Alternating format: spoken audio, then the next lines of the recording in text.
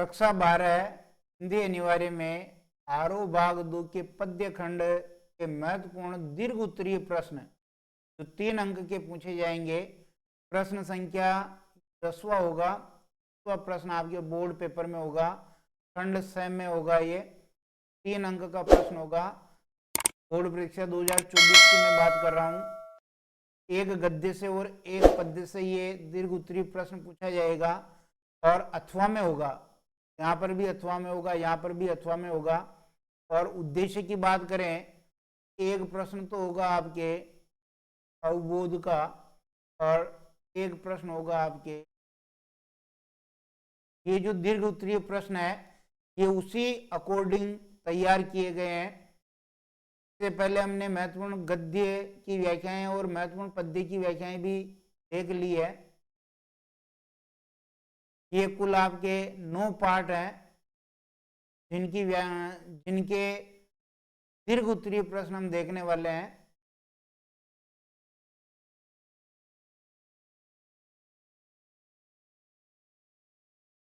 सबसे पहले पाठ संख्या 1 हरिवंश राय बच्चन की आत्म परिचय और एक गीत दिन जल्दी जल्दी ढलता लगा रखा है। ये दिन जल्दी जल्दी ढलता है निशा निमंत्रण काव्य संग्रह से है। आत्म परिचय में कवि ने अपना परिचय एक दीवाने के रूप में, प्रेमी के रूप में दिया है। दीर्घ उत्तरीय प्रश्न पहला देखिए, आत्म परिचय कविता का मूल प्रतिपाद्य लिखना है। आत्म परिचय का मतलब स्वयं का परिचय। यहाँ बच्चन जी अपना परिचय एक दीवाने के रूप में देना चाहते हैं। वो संसार को प्रेम का संदेश देना चाहते हैं। वो आलावाद के प्रवर्तक हैं। कवि ने अपने जीवन को विरोधों का सामंजस्य भी माना है। के साथ ही उन्होंने ये कहने की कोशिश की है कि मनुष्य का जीवन दो विरोधी बातों का सामंजस्य होता है। जीवन में सुख दुख बना रहता है। संसार और समाज से खट्टा मीठा नाता होता है, उसके साथ उसको सामंजस्य बना करके चलना होता है। ऐसी बात यहाँ बताने की कोशिश की है। दिन जल्दी जल्दी ढलता है गीत के माध्यम से कवि ने क्या संदेश दिया है? व्यक्ति जो मंजिल पाना चाहता है समय से पहले, सूर्यास्त से पहले, यानी कहीं वो मंजिल बीच में ही रह नहीं जाए, आपको तेज गति से अपने मंजिल की तरफ बढ़ना है और उस मंजिल को बिना आलस्य किए प्राप्त कर लेना है। पाठ 2 आलोक धनवा की कविता पतंग जो दुनिया रोज बनती है काव्य संग्रह से ली गई है। सबसे तेज बौछारे गई भादो गया के बाद प्रकृति में जो परिवर्तन हुआ उसका वर्णन कीजिए। भादवा का जो महीना होता है ये अंधकार का प्रतीक है। का प्रतीक है, अंधकार का प्रतीक है। और के बाद आती है आपके शरद ऋतु। ये शरद ऋतु में आसमान साफ हो जाता है, आसमान पतंग उड़ाने के बिल्कुल अनुकूल हो जाता है। बच्चे आनंद और उमंग में पतंग उड़ाते हैं। उन्हीं का वर्णन यहाँ किया गया है। जो बदलाव हुए उनका वर्णन करना है। पतंग उड़ाते समय बच्चों की क्या मनस्थिति होती है, उनके व्यवहार में होने वाले परिवर्तन को लिखिए। किस प्रकार वो आनंद से विभोर होते हैं। पतंग उड़ाते वक्त वो छतों पे इधर उधर कूदते हैं, दिशाओं को मृदंग की तरह बजाते हैं और उनका व्यवहार कपास के समान कोमल और निश्चल होता है।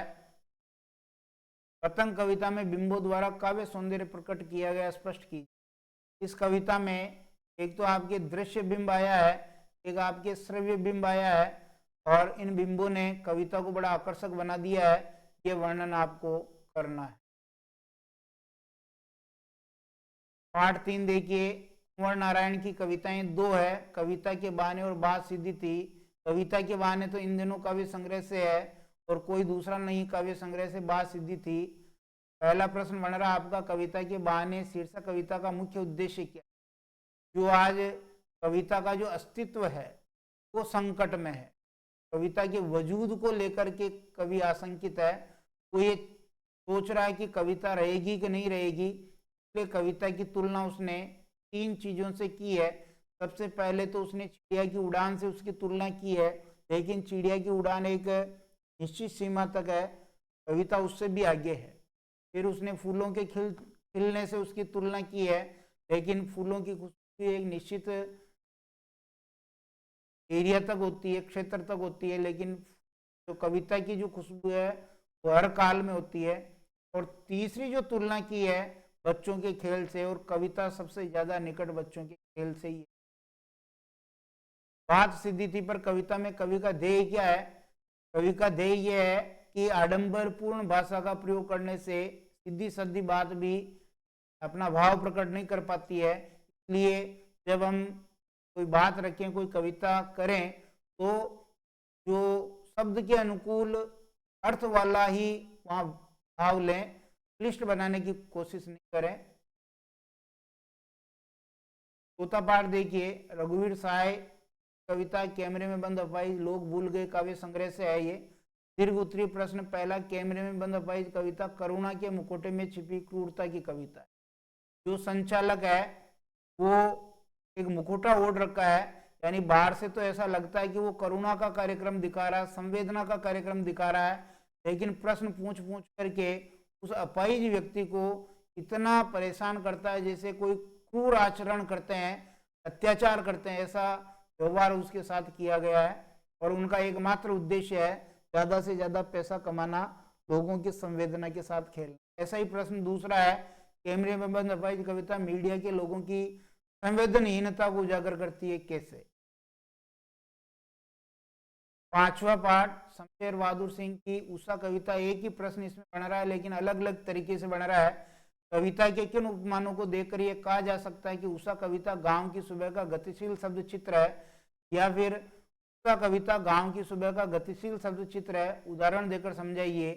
या फिर कविता जो है पल पल परिवर्तित प्रकृति का शब्द चित्र है? उदाहरण देकर समझे। इस प्रकार गांव के ही उपमान लिए गए हैं।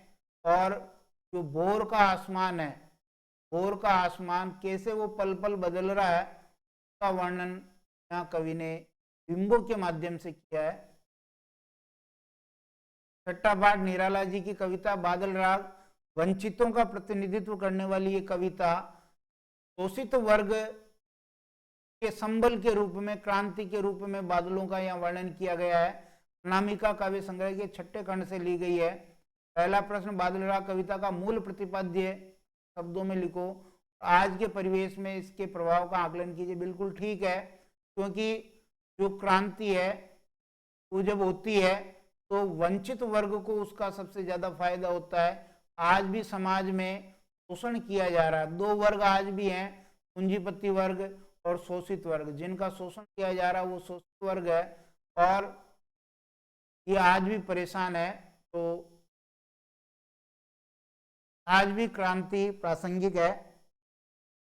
क्रांति हमेशा वंचितों का प्रतिनिधित्व करती है। बादल राग कविता के आधार पे जब क्रांति होती है सबसे ज्यादा फायदा होता है, सबसे ज्यादा खुश होते हैं। कौन होते हैं? वो वंचित वर्ग होता है, वो कृषक वर्ग होता है, वो मजदूर वर्ग होता है, वो शोषित वर्ग होता है, और सबसे ज्यादा दुखी होते हैं जो पूंजीपति वर्ग हैं वो। सातवां पाठ, तुलसीदास जी के कवितावली के उत्तरकांड से कवि सवैया लगा रखे हैं, और रामचरितमानस के लंका कांड से लक्ष्मण मूर्छा और राम का विलाप अंश लगा रखा है। पहला प्रश्न, लक्ष्मण मूर्छा और राम का विलाप अंश के आधार पर लक्ष्मण के प्रति राम के स्नेह संबंधों पर प्रकाश डालिए। राम का लक्ष्मण से संबंध रखते थे। जब लक्ष्मण को वहां शक्ति बाण लग जाता है और वो मूर्छित अवस्था में उस युद्ध भूमि पर पड़े हुए हैं, तब राम का जो स्नेह है वो उसके प्रति वहां वर्णित हुआ है। कवितावली में उद्धृत छंदों के आधार पर स्पष्ट करें कि तुलसीदास को अपने युग की आर्थिक विषमता की अच्छी समझ। बिल्कुल, जो बेकारी और गरीबी का वर्णन यहाँ किया है वो वही व्यक्ति कर सकता है जो अपने युग का सबसे गहरा ज्ञान रखता है। इस प्रकार का वर्णन तुलसी ने निश्चित रूप से अपने ज्ञान के कारण ही किया है। आठवां पाठ है फिराक गोरखपुरी की रुबाइयाँ में वात्सल्य रस का बहुत ही सुंदर वर्णन किया है। फिराक की रुबाई के आधार पर घर आंगन में दिवाली और रक्षाबंधन के दृश्य बिंब को समझाइए। दो त्योहारों का वर्णन हुआ, दिवाली और रक्षाबंधन। और दृश्य बिंब के द्वारा इस प्रकार दीपावली पर साज सज्जा की जा रही है। रक्षाबंधन पर एक बहन अपने भाई को राखी कैसे बांध रही है उसका वर्णन है। और फिराक की रुबाई सूरदास के वात्सल्य वर्णन की याद दिलाता है। वात्सल्य भाव का वर्णन करना है। एक माँ जो है अपने पुत्र को किस प्रकार चांद का जो खिलौना है वो दर्पण में देना चाह रही है और उसको लोका दे दे करके झूला झुला रही है। वात्सल्य का यह वर्णन है। अंतिम पाठ उमाशंकर जोशी की छोटा मेरा खेत और बगुलों का पंख। छोटा मेरा खेत कविता में कवि ने खेती के रूपक में कवि कर्म के हर चरण को बांधने की कोशिश की है। बिल्कुल जो खेत है, खेत को चौकोर कागज का पन्ना का है और इस प्रकार खेती के जितने भी कर्म है उस कवि कविता के कर्म या कवि कर्म से बांधने की कोशिश की है। बहुत शानदार रूपक अलंकार का वर्णन है। बगुलों के पंख कविता में बिंबात्मक सौंदर्य का वर्णन किया है। जो बगुले आसमान में उड़ रहे हैं, जिनके सफेद पंख हैं, उनका सौंदर्य कवि की आंखें चुरा करके ले जा रहा है, इसका वर्णन है। इस प्रकार ये महत्वपूर्ण दीर्घ उत्तरीय प्रश्न थे।